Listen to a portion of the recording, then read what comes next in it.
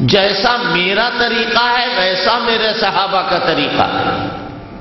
صحابہ کوئی کام مزاج دین کے خلاف کرنے پر مجتمع نہیں ہو،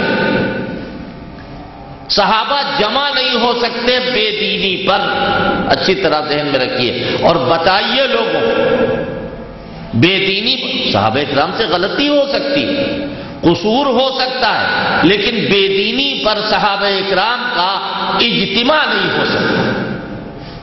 یہ بات اگر ہو گئی تو پھر دین کی حفاظت کی کوئی ضمانت نہیں۔ مثال کے طور پر تراویح کی نماز، حضور پاک صلی اللہ علیہ وسلم نے تراویح پڑھی، صحابہ نے بھی ان کے ساتھ پڑھی، پھر حضرت نے پڑھ کر کے اس کو چھوڑ دیا، جماعت کے ساتھ نہیں ادا فرمائی، صحابہ اکرام الگ الگ ٹولیوں میں کھڑے ہو کے نماز پڑھ رہے تھے۔ آپ کی وفات کے بعد حضرت صدیق اکبر کے زمانے میں بھی جماعت کے ساتھ ایک جماعت تراویح کی نہیں ہوئی، تراویح لوگ پڑھتے ہوں گے صحابہ اکرام۔ حضرت فاروق اعظم کا دور آیا، آپ نے ایک امام کے پیچھے تراویح کی نماز جماعت کے ساتھ 20 رکعت کی قید کے ساتھ ساتھ جاری فرمائی۔ یہ وہ تراویح ہے جو اللہ کے آخری پیغمبر ہمارے آقا صلی اللہ علیہ وسلم نے پڑھی تھی اور پڑھ کر چھوڑ دی، یعنی جماعت۔ کیوں؟ اگر آپ پڑھتے رہتے تو آپ کو خدشہ کہ کہیں ایسا نہ ہو کہ یہ امت پر فرض کر دی جائے اور امت اس کے ادا کرنے سے قاصر ہو۔ حضرت عمر کے زمانے میں یہ واقعہ پیش آیا۔ حضرت عمر کا زمانہ جو ہے وہ صحابہ کا زمانہ ہے۔ اس زمانے میں عشرہ مبشرہ میں خود حضرت عمر، حضرت عثمان، حضرت علی، حضرت سعد، حضرت سعید، طلحہ، زبیر، عبد الرحمن ابن عوف، ابو عبیدہ ابن الجراح اور نہ معلوم کتنے بڑے بڑے صحابہ اکرام موجود، اور سارے صحابہ میں کوئی ایک ایسا نہیں ہے جو یہ کہہ رہا ہے کہ اللہ کے پیغمبر نے اس کو جاری نہیں رکھا، عمر تم کیوں جاری کر رہے ہو؟ صدیق اکبر کے زمانے میں اس طرح نہیں ہوا، تم کیوں کر رہے ہو؟ آپ کیا سمجھتے ہیں ان کے اندر غیرت دینی نہیں تھی؟ اگر غیرت دینی نہ ہوتی تو اللہ تبارک و تعالیٰ پوری امت اور رسول کے درمیان ان کو ذریعہ اور واسطہ بھی نہ بنا۔ حضرت فاروق اعظم حضور کے طریقے سے کتنی محبت کرتے تھے پتہ ہے آپ؟ ایک مرتبہ جا رہا ہے نماز پڑھانے کے لیے، پر نالا لگا، اس سے خون بہ رہا، آپ کے کپڑے خراب ہو گئے، فرمایا پر نالا ہٹاؤ، اس سے کپڑے گندے ہو جاتے ہیں، پر نالا ہٹوا دیا۔ پتہ چلا بعد میں کسی نے آ کے کہا کہ یہ پرنالا تو رسول اللہ صلی اللہ علیہ وسلم نے لگایا۔ حضرت فاروق اعظم فرماتے ہیں میرے کندھے پر پیر رکھ کے کھڑے ہو اور دوبارہ اسی جگہ پر یہ پرنالا لگاؤ، حضور کے لگائے ہوئے پرنالے کو میں توڑنے کے لیے نہیں۔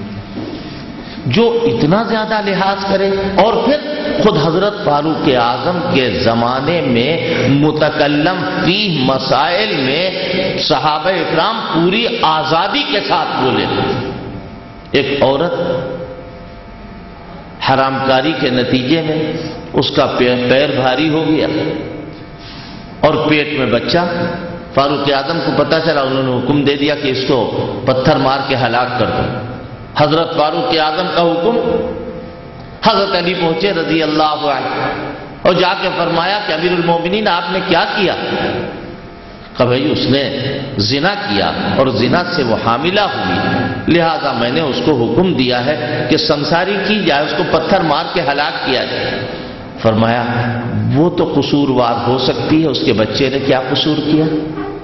حضرت علی فرما رہے ہیں اور امیر المومنین آپ کو پتہ نہیں جس کے بارے میں آپ حکم دے رہے ہیں کہ اسے مار دیا جائے وہ تو مجنونہ ہے، اس کا دماغ صحیح نہیں ہے، اور جو مجنون ہو اس پر احکام شرع نافذ نہیں ہوں گے۔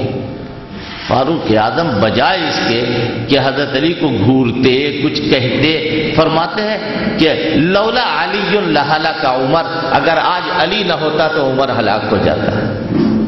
فاروق اعظم خود سن رہے، فرمایا کہ اگر دیکھو اتنا کوئی مہر باندھے گا تو بیت المال میں ضبط کر لیا جائے۔ ایک بڑھیا کھڑی ہو گئی اور کہا قرآن میں تو لکھا وآتیتم احداہن قنطارا فلا تأخذوا منہ شیئا، ڈھیر بار مہر باندھے، آپ کون ہوتے ہیں ضبط کرنے والے؟ فاروق اعظم شرمسار ہو گئے اور رجوع کرتے ہیں، فرماتے ہیں کل الناس اعلم من عمر حتی العجائز، ساری دنیا عمر سے زیادہ جانتی، یہاں تک کہ بڑھیا بھی عمر سے زیادہ جانتی۔ یہ بات میں کیوں عرض کر رہا ہوں؟ صحابہ اکرام کے زمانے میں دین کے معاملے میں ہمارے اور آپ کی طرح لوگ خاموش نہیں رہتے، اگر کوئی منکر دیکھتے تھے تو کھڑے ہو جاتے۔ کیا کہہ رہے ہو؟ اللہ کے پیغمبر کے زمانے میں ایسا نہیں۔ حضرت معاویہ رضی اللہ عنہ، صحابی، کاتب وحی، صاحب فضائل، عیدگاہ میں پہنچ کر کے نفلیں پڑھ رہے ہیں۔ بزرگ صحابی نماز پڑھا رہے، امام صحابی نماز پڑھا رہے۔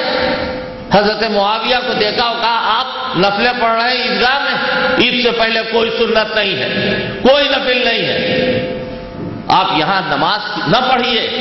حضرت معاویہ بھی عالم ہے، صحابی ہے، فرمایا نماز جہنم میں نہیں لے جائے گی۔ جواب سن لیجئے، وہ جواب دیتے ہیں بے شک نماز جہنم میں نہیں لے جائے گی، لیکن اللہ کے پیغمبر کی مخالفت جہنم میں لے جائے گی۔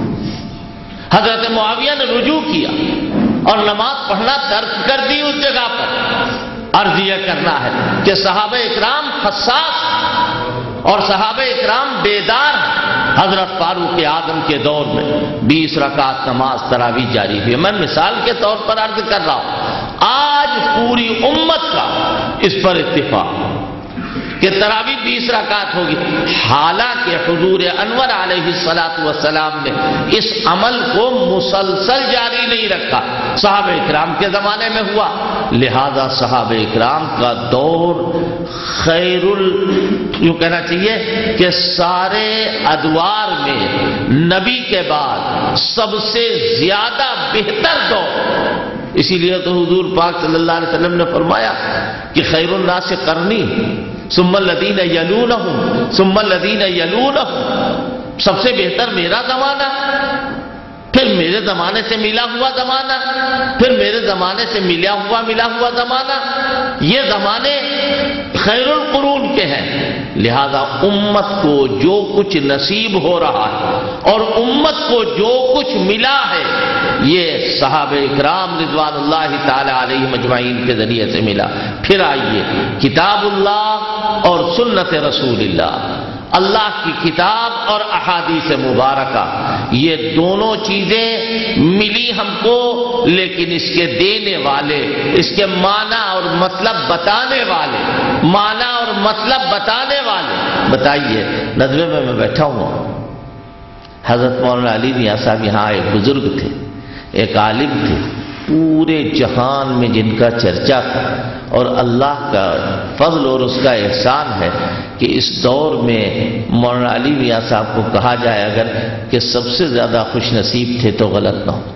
یوں تو اللہ کو علم ہے کہ کس کا مقام کیا ہے اور کس کا مرتبہ کیا ہے، لیکن مولانا خوش نصیب لوگوں میں سے۔ مولانا کا حال ہم جاننا چاہتے ہیں، مولانا کی کیفیت ہم جاننا چاہتے ہیں، مولانا کی باتوں کے معنی اور مطلب جاننا چاہتے ہیں۔ ندوے آئیں گے نہیں آئیں گے؟ یہاں آ کے یہاں کے اساتذہ، یہاں جو ان کے شاگرد ہیں، جو ان کے گھر کے لوگ ہیں، ان سے معلومات کریں گے یا نہیں کریں گے؟ کیوں؟ مولانا کے مزاج کو جتنا یہ لوگ سمجھیں گے دوسرے نہیں سمجھ پائیں گے۔ مولانا علی میاں صاحب کے سلسلے میں تو ہم اس کا خیال کریں، اور اللہ کے پیغمبر صلی اللہ علیہ وسلم کے بارے میں اگر کچھ جاننا ہو تو صحابہ سے نہیں پوچھیں گے، خود فیصلہ کریں گے۔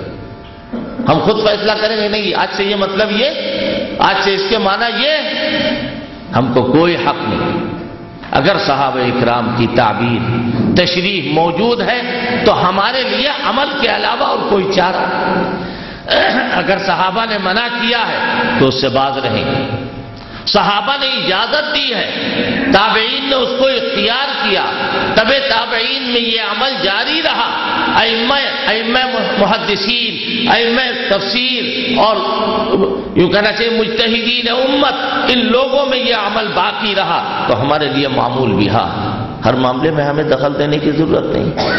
پھر دخل دیتا ہے وہ جو ماہر ہوتا ہے، دخل وہ دیتا ہے جو ماہر ہوتا ہے، اور جو ماہر نہ ہو، آج ایک شعبہ ان کے حوالے ہے مولانا ڈاکٹر ہارون رشید صاحب، ایک شعبہ فلاں بزرگ کے حوالے ہے، ایک شعبہ فلاں بزرگ کے حوالے، اور ہمیں کسی شعبے کے سلسلے میں کوئی معلومات نہیں اور ہم دخل اندازی شروع کر دیں تو یہ بیجا بات ہوگی یا نہیں ہوگی؟ لہذا پورا دین جو چل رہا ہے، یہ دین حضور پاک صلی اللہ علیہ وسلم کے طریقے کے مطابق آپ نے کتاب اللہ اور اپنی ذات حوالے کی۔ اللہ کے رسول صلی اللہ علیہ وسلم ارشاد فرماتے کہ ترکت فیکم امرین، میں تمہیں دو چیزیں دے کے جا رہا ہوں، ایک اللہ کی کتاب اور دوسرے اپنا طریقہ کار، اپنی ذات۔ دیکھو ان دونوں پر باقی رہنا، اگر ان دونوں کو چھوڑ دو گے تو پھر کوڑی کام کے نہیں رہو گے، ان دونوں کو اختیار کرو گے تو دنیا میں تم کامیاب ہوگے اور آخرت میں تم کو کامیابی نصیب ہوگی۔ اس لیے آج کے اس پروگرام میں یہ ضروری سمجھتا ہوں کہ آپ حضرات کے کان میں یہ بات ڈالی جائے، اور ایک بات اور ذہن میں رکھیے، یہ تربیتی پروگرام جو ہوتا ہے اس کا یہ مطلب نہیں ہوتا ہے کہ آدمی کو ساری چیزیں دے دی جائیں، بلکہ اس کا مطلب یہ ہوتا ہے کہ روشنی دے دی جائے اور اس کے مطابق آپ حضرات خود ہی تیاری کریں گے۔ آپ حضرات اہل علم ہیں اور فکر والے ہیں اور یوں کہنا چاہیے کہ اچھا برا سمجھنے والے ہیں، آپ لوگ خود تیاری کریں گے، اور آپ لوگ اپنے بیان تیاری بھی کرنے کی ضرورت نہیں، اپنے بیان، اپنی تحریر اور اپنی تعلیم اور اپنی تربیت کے رخ کو اور وسیع کریں گے جو یہاں آ کر کے بیٹھیں گے اور یہاں آ کر کے سنیں گے، انشاءاللہ زیادہ سے زیادہ فائدہ ہوگا۔ یہ چند باتیں میں نے جلدی میں عرض کی، میں چاہتا تھا کہ کچھ لمبی بات ہوتی لیکن موقع بھی نہیں ہے، اذان میں بھی چند منٹ باقی ہیں اور آدھے گھنٹے کا وقت بھی تھا اور پھر مجھے بھی جانا ہے، اس لیے میں معافی چاہتا ہوں۔ آخر دعوانا اللہم صلی علی سیدنا مولانا محمد کما صلیت علی ابراہیم وعلی آل ابراہیم انک حمید مجید، اللہم بارک علی محمد وعلی محمد كما باركت على إبراهيم وعلى آل إبراهيم إنك حميد مجيد، ربنا آتنا في الدنيا حسنة وفي الآخرة حسنة وقنا عذاب النار، ربنا لا تزغ قلوبنا بعد إذ هديتنا وهب لنا من لدنك رحمة إنك أنت الوهاب، ربنا آتنا من لدنك رحمة وهيئ لنا من أمرنا رشدا، اللهم أرنا الحق حقا وارزقنا اتباعه وَأَرِنَا الْبَاطِلَ بَاطِلًا وَارْزُقْنَا اجْتِنَابَهُ، رَبَّنَا آتِنَا مِن لَّدُنكَ رَحْمَةً وَهَيِّئْ لَنَا مِنْ أَمْرِنَا رَشَدًا، سبحان ربك رب العزة عما يصفون وسلام على المرسلين والحمد لله۔